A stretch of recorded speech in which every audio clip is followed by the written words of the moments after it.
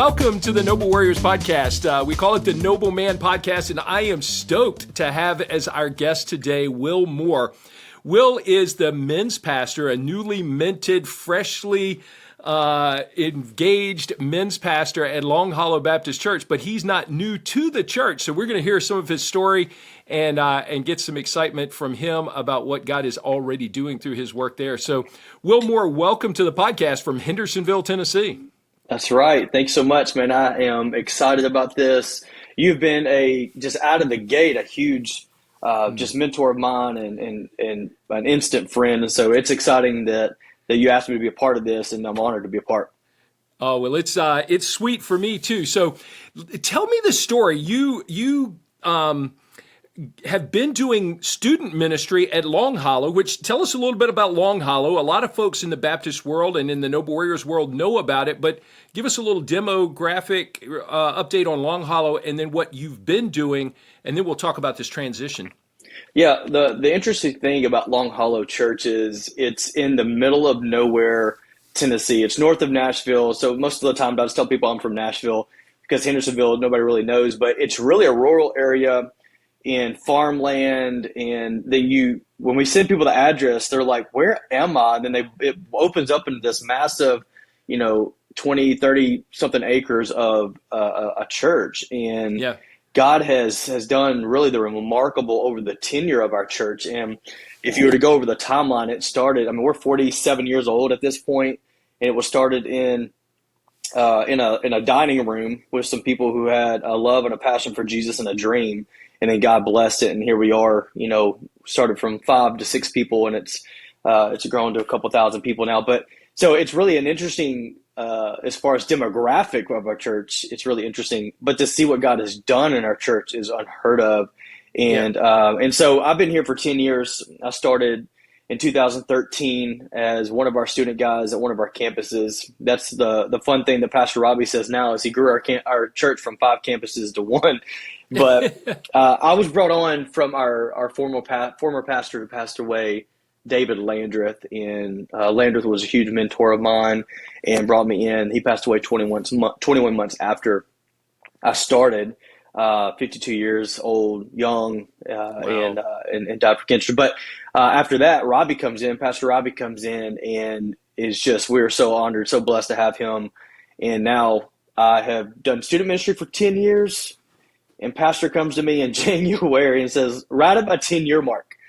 I started February 18 of 2013. I started in student ministry, and in January he comes to me and says, we're going to do a lot of shifting and changing in philosophy. And he said, one of the things I want to see is a healthy and thriving men's ministry. And he asked if I would take on that task. And I looked at him like he was crazy. I maybe even said he was crazy. And because I'm kind of known as the passionate student guy. And to take me out of that, well, I don't like that wording, but to move me out of that into this opportunity was a big, undertaking for my wife and I, because we were just like, we've done students for years. And so since January, I finished my transition, leading the student ministry through camp season, which at Long Hollow is a really big deal. But then also simultaneously building this men's ministry and trying to learn men's ministry. But I officially transitioned after camp. So in July, we really hit the ground running and launching everything. And so now October, and I'm the men's pastor. I just tell people I've adulted over the last 10 months. Yeah, so you're 3 months into this and already got some cool stories to tell. But let me back up just a little bit, because you said you grew from a church of 5 or 6 to a couple thousand. Well, a couple thousand is a bit of an understatement, I think. So go ahead and tell us, you guys had a big revival about 1.5 years ago, I think, and baptized a bunch of people. You've literally seen this church kind of explode. And so really, what is the magnitude of it? Yeah, we in the student ministry world, the numbers game becomes a little bit of it just gets annoying after a while. So in the student ministry world, it's like who can one up another. And it really is just, It's not biblical. And it really is just all about the leader. I like to say, when you get into all that stuff and that becomes what's on the forefront, I beg to question if you're using evangelism as a tool to grow your own ministry, your own brand. Right. So for us, we're really big on discipleship. So we obviously matrix and understanding, like, is what we're doing working? So numbers do matter. So for context, we're probably roughly around, 6 to 8,000 people. But in 2020, we saw in 8 months' time, we saw 8 to 10 months' time, we saw 1,600 and I believe 75 people baptized, people moving in from all over the country to be a part of Long Hollow, literally uprooting their families, leaving their jobs, and all we were doing is presenting the gospel and trusting that God was going to do Right. something with it. And in that 10 months, we saw in student ministry alone, we saw 300 students saved, 583 students baptized, 62 called to ministry and missions. Like, so God's been moving since 2020 in a very, very big way. And then we're kind of on to a second wave of that, which is interesting. People say, did the revival stop? I don't think revival necessarily stops. I think you Right. stop looking at it in a certain way. And so this year, since, oh gosh, Mike, since you and I met in March, we baptized 500 in 2 weeks, or Yeah. in 4 weeks here lately. So it's been nuts. It's just, you sit back and you just look at what God is doing. And the cool thing about it is not one person can say, oh, Right. I did this, or Right. Robbie, pastor did this, or we planned this. It's just, we wake up, we present the gospel, and God brings the growth that he sees fit.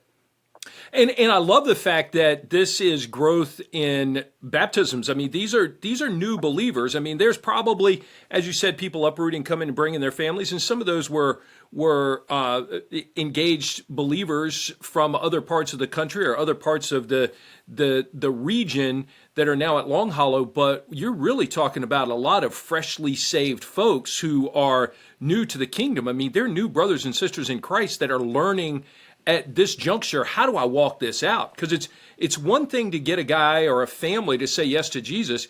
It's quite a different prospect to help them understand how do you live that out, because Satan's going to keep pounding them regardless. And so that's why I love the focus on discipleship, because evangelism is a win, but discipleship is huge. We've got to help these people walk that out. So I know that's always been part of what you guys have done.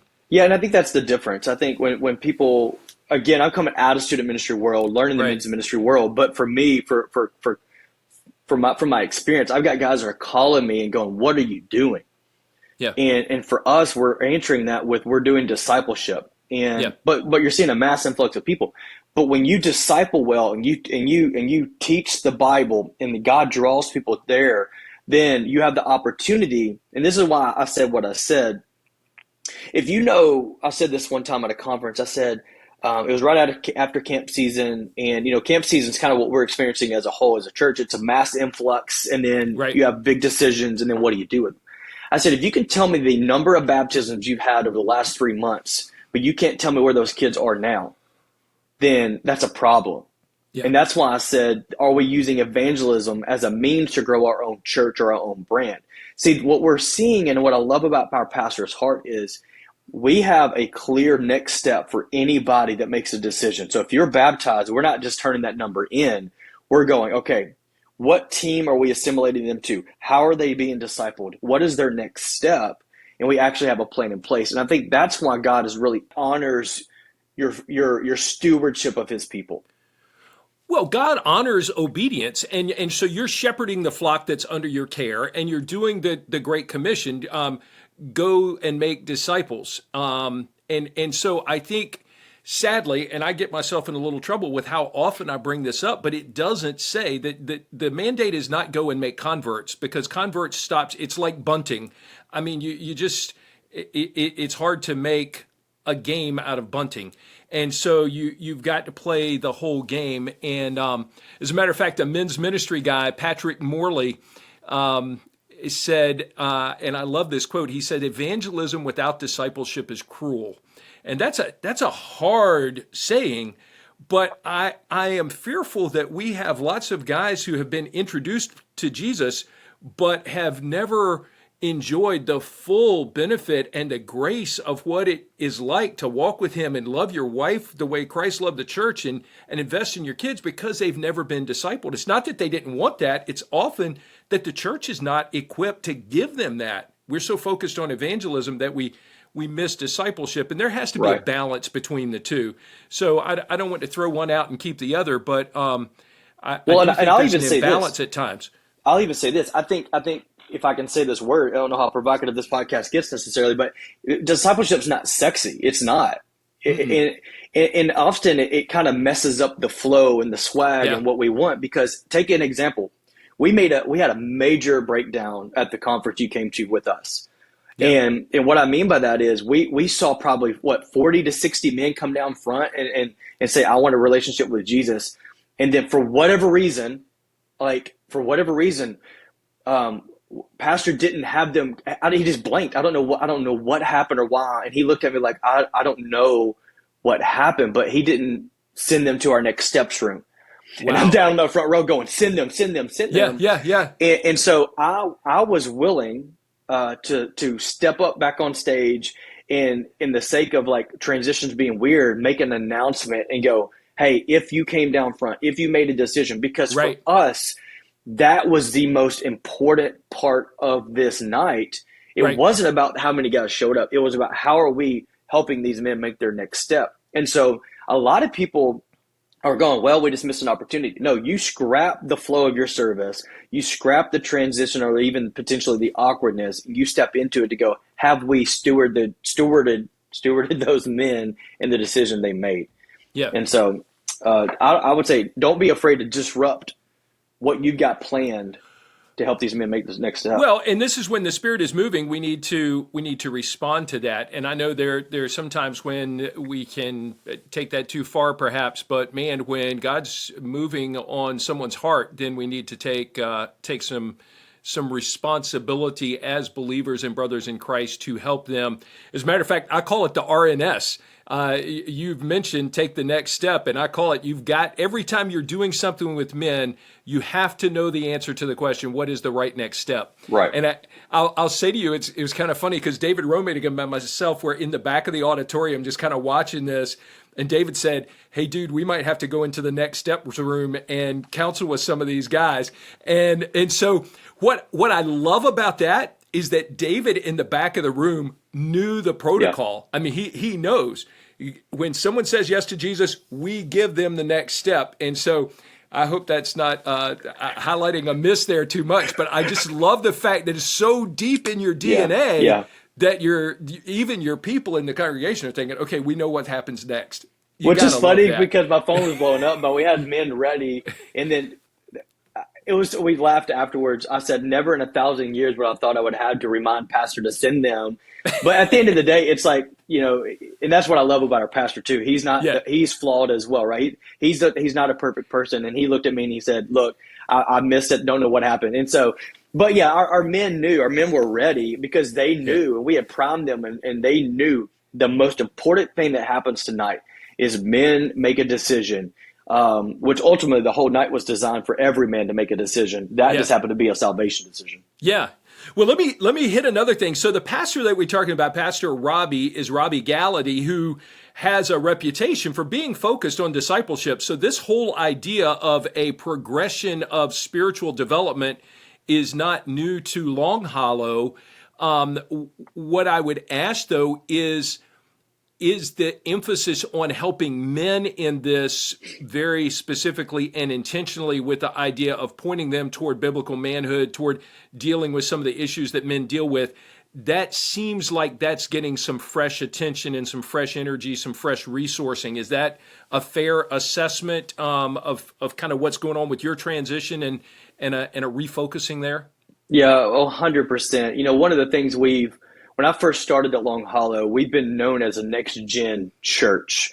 Right. Our former pastor was real big in next gen. And so our church, oddly enough, this is unheard of, is kind of the cow following the calf mentality where our student ministry grew significantly midway through Pastor David's, our former pastor's tenure at Long Hollow. And what happened was we went from like 140 students to over 600 to over 1,000.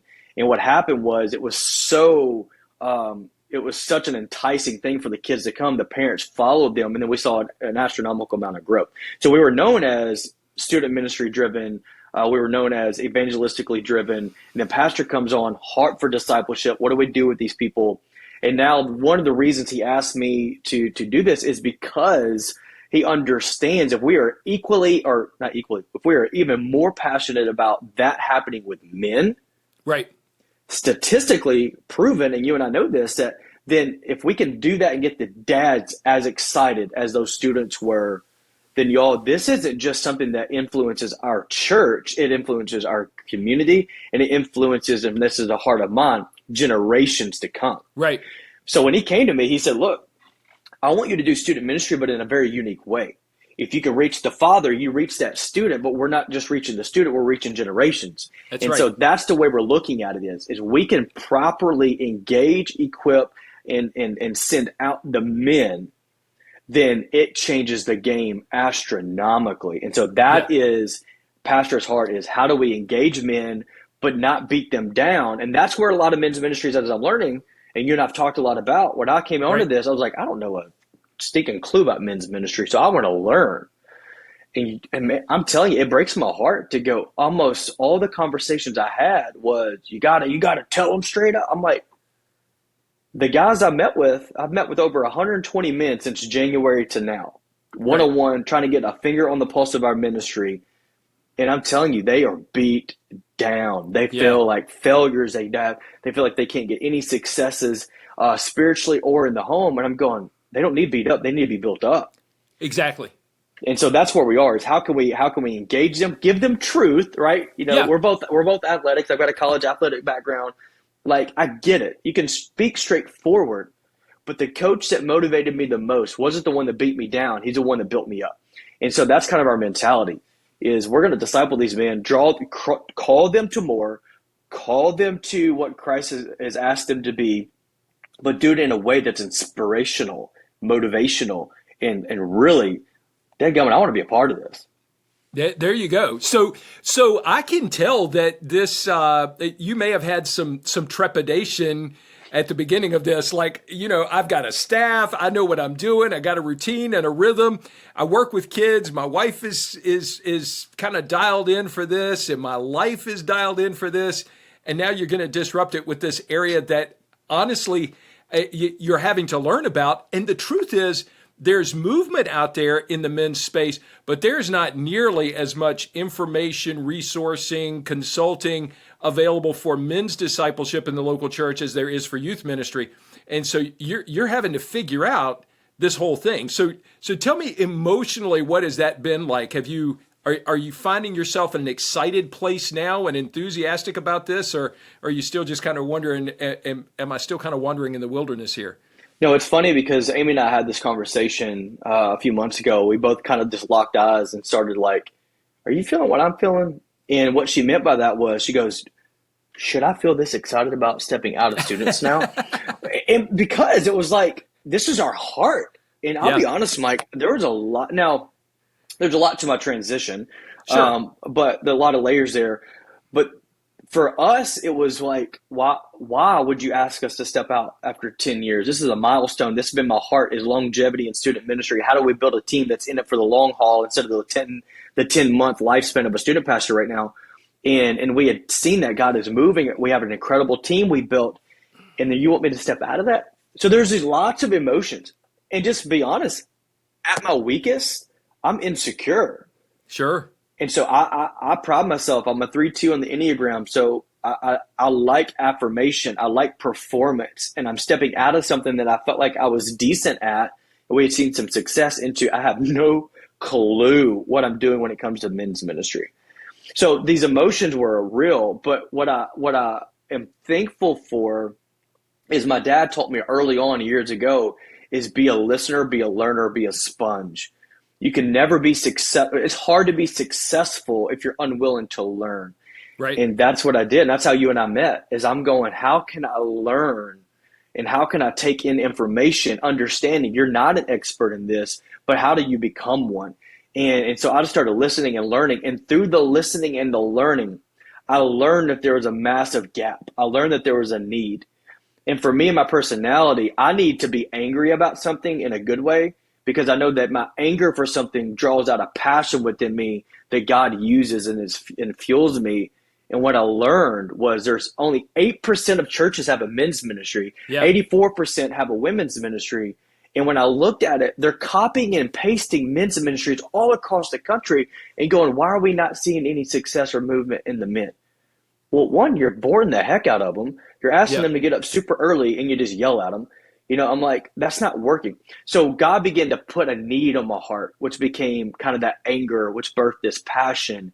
And now it's like, I don't want to go back to what I was doing because I see the need. And it's so great that, yeah, Amy and I both have become super passionate about it. And for context, she does full-time anesthesia. So she just serves as much as she can with me. But she's like my right hand. She's my ride or die. And we talk about it and process it. And so, like, I want to be known as the guy that's passionate about men's ministry and passionate about seeing men across the country understand what it looks like to be a man of God. And we tell people that we're trying to build a legacy of men who live out their God-given calling as they follow Jesus and make disciples every day. Why? Because if that happens, we've got men in our world who are spirit-led followers, intentional friends, humble guides, and forces for good. That's what we're hoping to see here. Amen. And I love the fact that you're coming at this from a student ministry background, and it would be foolish of us to think that you haven't seen in conversations with some students the misses of dads who did not get what their responsibility and their opportunity and their privilege was to disciple their own kids and to love them well into the kingdom. And so, man, I think you're in a better student ministry position now than you ever were with your huge staff and all of that stuff, because the opportunity that you have to encourage men to engage their kids as infants, toddlers, preschoolers, elementary, middle, high school. I mean, the church only gets them for so many hours, but mom and dad get them for much longer. And if you can help a dad engage his kids well and engage his kids' friends, and even as adults, Stacy and I right now have 4 adult children, and we are learning new things about parenting.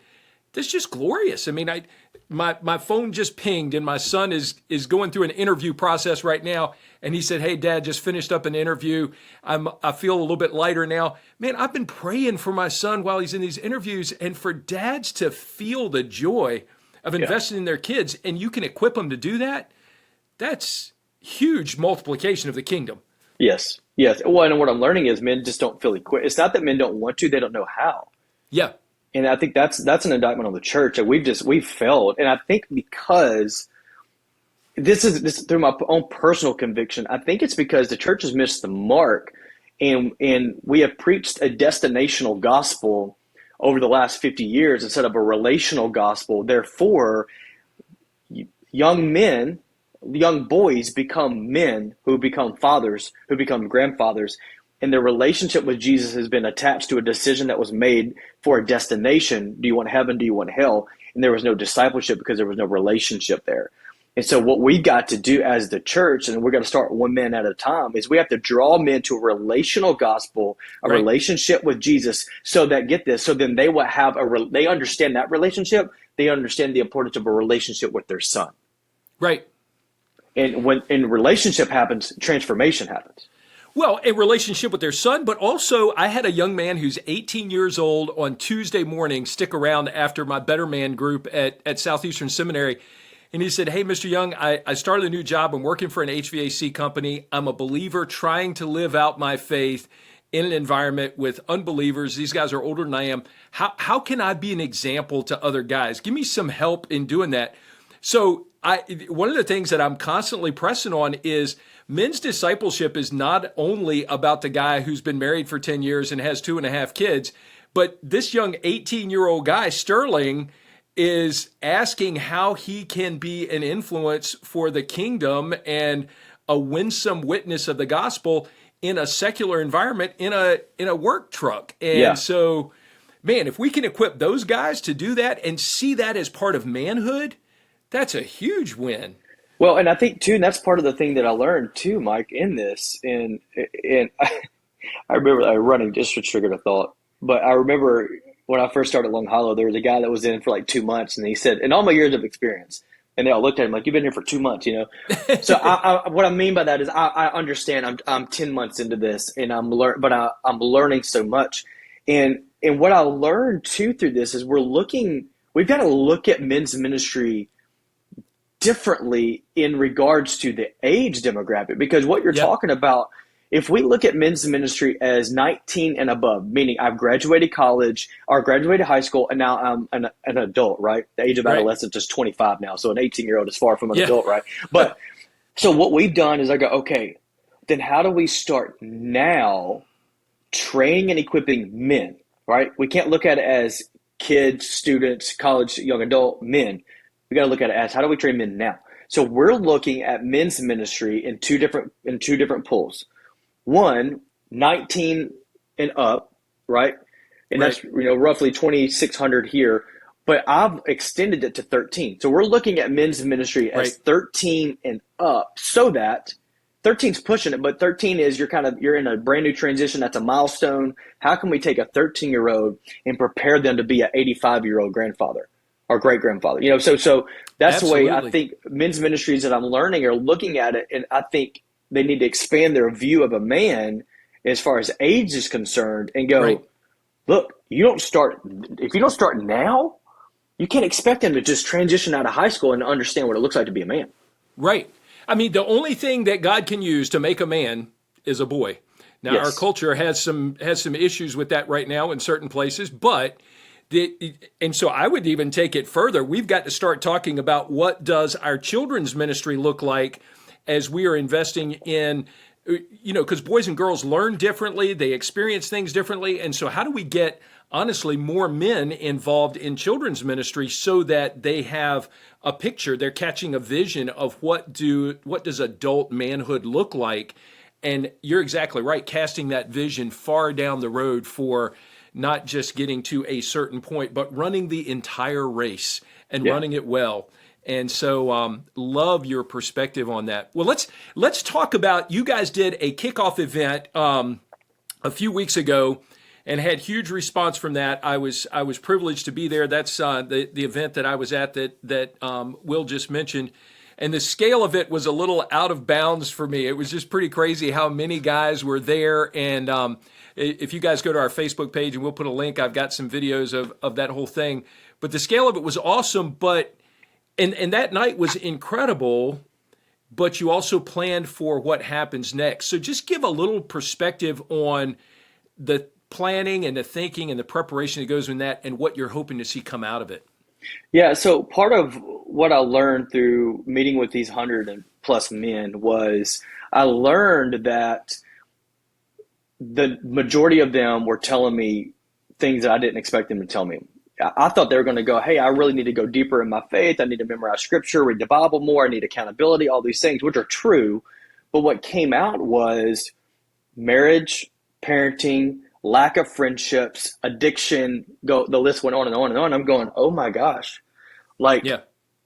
We need some very foundational, get men aligned across the board and just go, let's meet them where they are for the everyday man.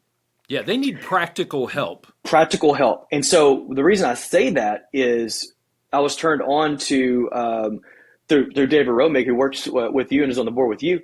He turned me on to BetterMan, Robert Lewis, Men's Fraternity 33, now BetterMan. And I started studying that, and I go, we need an opportunity. We need to create an opportunity where we can on-ramp men into groups. Yeah. Because if they're telling me 90% of them, Mike, told me that they had no friends, that's a problem. And these are guys in the church who have brothers and sisters in Christ. And you can imagine the loneliness and isolation outside the church, other than some drinking buddies that might hang out and watch a game together. Right. Which is great, which is fun, but there's no depth there. So for me, I go, okay, the Lord gave me this. How do you create an environment where men can connect, can find community, but they're only going to rally around significant and relevant content? Exactly. So we started thinking content can be connection, community, content. That's where the kickoff came. We called it BetterMan kickoff because we were going to launch them into groups. But BetterMan Night was an opportunity to create an environment and an atmosphere where men just came and they connected. And we had Right. men shaking hands, introducing themselves. The environment was fun. It was interactive. We had lots of food, just to provide an opportunity for men to connect. And then, but the purpose of the night was for them to be into a group. So the whole night was built around an end goal, which Right. was, all right, if we get out of there and we go, we had 1,500 men in a room and we celebrate that number, but then there's no next step for them, then that's a failure. So we go, let's get as many men in a room to point them to one central thing for them to say yes or no to be in a community group, a discipleship group, which the resource that we were using was BetterMan, or is BetterMan, Right. which is why we called it a BetterMan Night. And the turnout was, I mean, mind-blowing. I was told going into it, I laugh about this now because as a young guy with no experience in men's ministry, the guy, I've got men who mean well, and they're telling me, let me temper your expectation. And they said, if you get more than 800 men in a room, that I'd be surprised. And then the Lord's like, okay. So we had 1,500. But Mike, here's what's incredible is we saw a hunger. You were there. You saw it. It was an excitement. It was hunger. It was, we are ready for something. Tell us what to do. And it was like, what do you have for us? What can we do? And what we gave them was, we see the importance of you being in a group with like-minded men from different areas of life, different backgrounds, different demographics, different financial ethnicities, you name it. We want to put you in an environment to get uncomfortable, but to grow. And the way we're going to do that is a discipleship group, and the resource is BetterMan. And Mike, like, I can only summarize it as God, because we just finished our first week. Since that night that you're talking about until now, we've been working hard to build groups, and we've got 800 men sitting around tables, chopping it up. And I don't even know how to explain it. I was in awe. I drove home Wednesday night in tears, just in tears, going, one, all the emotion that we talked about earlier. God, why would you call me out of student ministry? Why would you put me into this opportunity and have me, this task? And then I saw it. And the Lord told me this. He said, if you can do for one man what your grandfather did for your dad, then that's success, because look at what it's done generationally. Yeah. And I just lost it. And so anyways, BetterMan Night, huge kickoff, but we've got men in discipleship groups, and it's going to be the foundation, I believe, to create a movement of men that not only influence our church, but influence our community and ultimately influence the country. That's huge. Let me ask you a couple of questions, because you talked about 1,500 and guys were kind of naysaying up till that point. Well, you and I were interacting some, and just as this is men's ministry pro tip for today, guys. Guys don't sign up until the last minute, and how were your numbers coming up to that, and how anxious were you about all those Boston butts that you'd bought to smoke and all that craziness? Because this is part. David told you, I've got years of history for conference registration on the wall in my office so that I don't lose hope about what could happen at the last minute. So tell me about the anxiety of that. I'm just going to tell you, I was stressed to the max, and I learned real quick. It was a lot easier communicating with students' moms to sign them up for camp. But but here's the thing, though. I'm looking at everything right now as a need, right? It's like, why are men so passive? Passivity isn't just spiritually. It's just for some reason men are passive right now. And so we were literally. I'm laughing because we were like 100 men on Thursday. No, 93 men on Thursday, a week and a half before the event. 93 on Thursday, and then we went to 400 on that Monday, and then we hit a stall. And I'm going, I've got 2,000 pounds of barbecue coming. I've put $2,000 or 2,000 shirts on order, and then I just had to hit my knees and pray and go, God, you're going to bring who you want here. I got to trust that. It's not about the numbers. It's about what you want to do. And then literally 1,000 men signed up in one day. Yeah. Welcome to men's ministry events. No, and so I think sometimes that, that happens. You and I texted a little bit back and forth because, man, I get it. I delay signing up for things a lot of times myself. I mean, I got 4 kids and 2 grandkids and 4 vehicles that are in various states of disrepair and a mortgage and things break in. And there's a lot of variables in my life. And so I can't always see whether or not I can say yes to something until I get closer to it. Yeah. And it's just part of what we deal with. But it is not easy for guys like you and me who are watching those numbers and thinking, I got a lot on the line here. But it's also the Lord reminding us, I think, this is about me. This is my work. These are my men. And I'm inviting you to be part of shepherding them and to do something amazing in their lives. But I'm going to get the credit. I'm going to do the work. And it's humbling, isn't it? 100% humbling, because there's God's the only one that brought those men there. Because when you have 1,000 men come, so I learned a lot. There's a lot of like understanding and learning the men's ministry. That's one thing. I don't want to be okay with that. I want to help try to change the trajectory of that, which we've got some plans to do that. Sure. But I also understand that, like, if all of those men, Mike, would have signed up when I thought they were going to, my personality, my heart would have looked at our core team and go, yo, we did this. Yeah. And at the end of it, I left in tears because I go, only God could have done something like that. So that was for the Lord to remind me real quick that, hey, you're not, you need to calm down there, buddy. Yeah. Another thing that I'll say is these numbers, I know we do, I mean, we can't avoid, because of our humanity and our flesh, the way we do things, we can't help but count numbers from time to time. But I've learned also when I'm dealing with men, man, the impact is much bigger. If I do something and there are 5 guys there, I don't count 5 lives touched. I count 5 spheres of influence touched.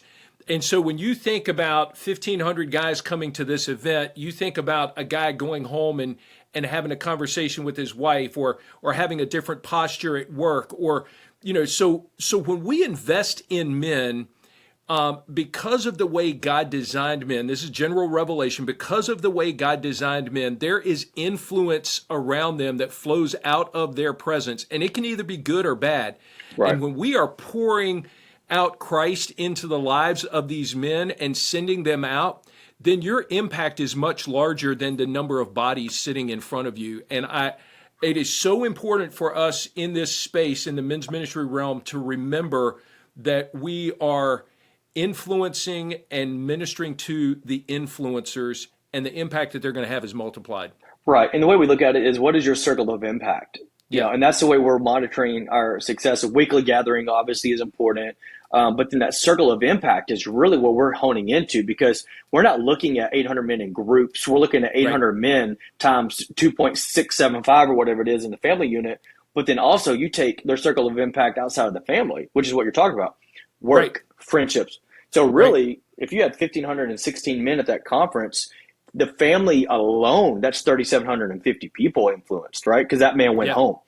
And then you think about all the other stuff. So, I think one of the things you've got to look at is you've got to look at the span of reach. You got to look at what is the circle of impact per man. And that's really, and you can't monitor that. No, and that's where I think a lot of churches, you got to be okay with that. Yeah, that's why the numbers are important, but the numbers can skew your view of thinking, and you get so consumed with it, because, which is why discipleship isn't sexy. And I said that in the beginning, is there's no realistic way for me to take 1,516 men and go, all right, tell me, who all did you talk to? Right. How are you seeing this lived out right now in your life? Because God's just going to do what he wants to it, and we got to be okay with it. And so, that's a big topic, but. Yeah, and I think part of what happens in this, here's another pro tip for men's ministry guys. You will often not hear from the guys themselves about the impact of the discipleship work that you're doing and the encouragement that you're giving to them. The reinforcement for that work is really going to come through their wives and their kids when a wife says, I'm not sure what's going on Tuesday morning, but it's making a difference in my man's life, and thank you for doing that. That's where some of the encouragement and you get to. That's where the fruit report comes from, I guess we can say. Yeah. So, Yeah, I will say though, to your point, men are stressing me out. I mean, I've seen the amount of details that I have sent out, and they just asked a question that's already been answered 1,000 Yeah. times. But we're going to get there. We've got, like I said, we've got a plan. Hopefully, the Lord will honor that, where we can help try to change some of these things. Where signing up early and paying attention to details may be a big thing. Yeah. You mentioned something earlier, and if I can get this from you, I'd love to share it. But at the event that I was at, there was a tribute made for your dad. And so pretty cool video of him, and we'd love to link to that in the show notes here. But you said if I could do for one what my grandfather did for my father, and I'm part of the result of that, and this ministry and what God's doing through Will and Amy is part of that fruit. Give just a little bit of that picture, because man, if you can see one man change, and the downstream from that is huge. So tell a little bit of that personal story. Yeah, so for me, my dad grew up in a very toxic, I won't say toxic, a very difficult situation. His dad walked out on him when he was 6 months old, left a single mom of three kids, dirt poor, had nothing. She worked three jobs, grew up in a very difficult environment. His only view of a man was one that walked out on him, one that was abusive, and one that had no money. And then a big piece of that is his view of Christianity was the buddies he hung out with and got drunk with and did all the crazy stuff with. And then the only difference in he and they was they had to get up early and go to church with a hangover, and he got to sleep it off. So Yeah. lots of factors there on his view of a man and the church. But then he meets my mom in high school, meets my grandfather, and saw something significantly different than he had ever seen in a man. And the central theme and the central difference in that man, my grandfather, was Jesus. Yeah. And so my dad was drawn. That's why I'm talking about that relational gospel is so important. Because if my granddad would have just sit down and said, Kenny, if you were to die today, would you go to heaven or hell? My dad would have been like, I'm never coming back to this place. Right. But my grandfather saw something in him, and he began to invest in my dad. And as a result, my dad was drawn to what was inside of my grandfather, and then eventually surrendered his life over time to Jesus, and got married and made a decision to break the sin cycle, if you will, in the lineage of his name, to go, I want to be a man who's known for being an intentional husband, an intentional father, and somebody that loves Jesus. Yeah. So we shared that story. Yeah, it's a wonderful video tribute, and but I wanted to pick up on that because when you say my grandfather influencing my father, it would be easy to think that it was your dad's dad, but it was your mom's dad that influenced him. And so I just love that part of the story in particular, and so I'm thankful for that. Hey, listen, what kind of feedback, the guys who have been there on Tuesday morning and Wednesday night, you guys are running two BetterMan groups. You've probably already heard some feedback from those guys coming out of the gate. The first session of BetterMan is Manhood Today. As a matter of fact, we'll link to BetterMan in the show notes here so you can get to a link in that. And but what was the guys' immediate response? Did you get any feedback from those guys about how they felt about the content as they first experienced it? Yeah, my first text message I got was, I'll be honest, I did not expect this. And it was just because it's so simple. It is so simple. And that's why it was so important to use it, because it just meets you where you are, regardless of where you are. And so they were like, I didn't anticipate any guys talking. I thought it was going to be, awkward. I don't know these guys. We're sitting around a table, and they've been blown away. Here's how I summarize it, Mike. I walked out of the room. We all meet in our main worship center auditorium. We've got 98 tables in there, guys meeting around there. I walked out and I came back in during the group time. Yeah. And it was just a roar of conversation. Yeah. And it just hit me. It's like, when's the last time we've had this many men sitting and talking about these things? And so we had men crying on the first day. I'm like, that's success. Yeah. We had men that were going, look, I've got guys at my table that have never even been to church. They have no clue how they even wound up here. And so there is an excitement. There is still some reservation from some guys, obviously. Yeah. But for the most part, my phone has been blowing up going, we are ready for this. You were there. My whole wording and phrasing right now is, I'm real big on motivation and how do we get guys bought in. And so I'll ask them, are you all in? Yeah. Meaning, all in is all over the map, but are you all in here and in your heart and physically showing up? And I'm getting texts going, I'm all in, I'm all in, I'm all Yeah. in. And so, yeah, there's a lot of excitement around the discussion and the content right now.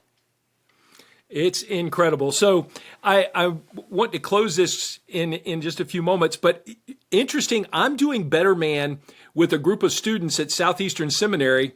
And last week I was in a class and was talking with some guys about their relationship with their dad. We were on session 4, the dad factor, and a young guy, Jagger, was telling us, when I mentioned Long Hollow, he said, "Oh, that was my church that I grew up in." And then I started hearing his story about the fact that he came to faith at like 17. Yep. And as we're talking about dads, he said, things were kind of backwards for me. My dad didn't lead me to Christ and discipled me. I came to Christ first and then really shared the gospel with my dad and led him to Christ and then discipled him. He said, as a matter of fact, I baptized my dad. Yep.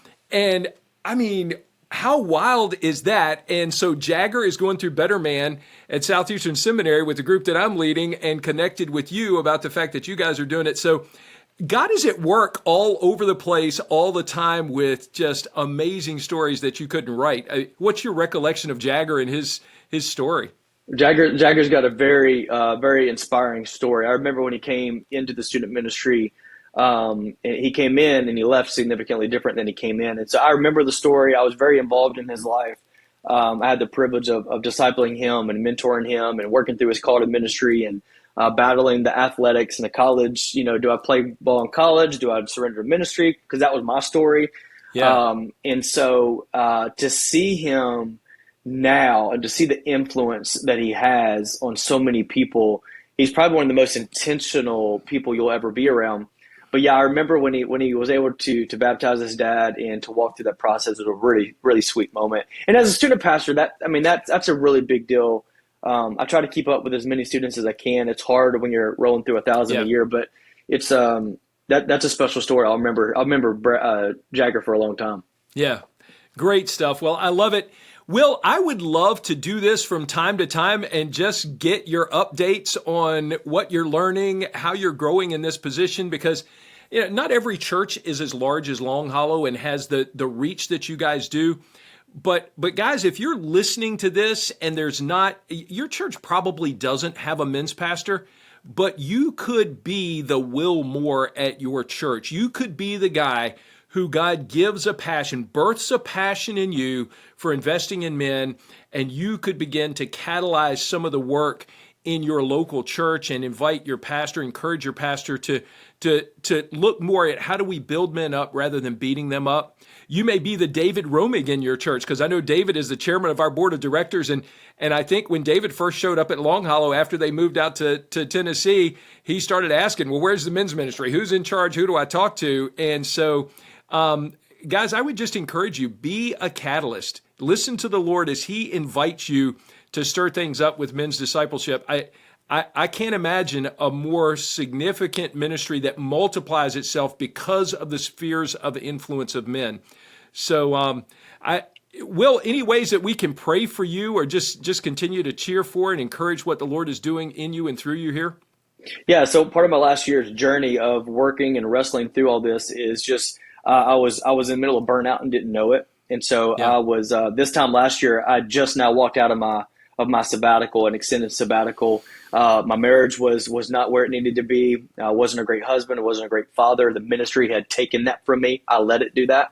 And so my identity was not very good. And so to look now over a year to see where my family is, I would say my family is my main priority now. So just be praying for Amy and I and Willow. Willow is a firecracker. She's 4. I met her. That girl does not stop. She's our miracle baby. She's an IVF baby, so we're thankful. But she is everything we could have had in 10 kids in one. So my family, awesome. The thing that we have felt that I haven't mentioned is I went from a staff of 12 to a staff of 1. Right. And so there's a lot on my plate. But what I'm trying to do is I'm trying to be 90 to 95% volunteer-led. And so we're building a team of men right now. So I'm praying for more David Romigs. I just got a guy that kind of came up and it says, I want to serve, and he's become my event coordinator. And so if you're on staff, don't think you have to have a staff.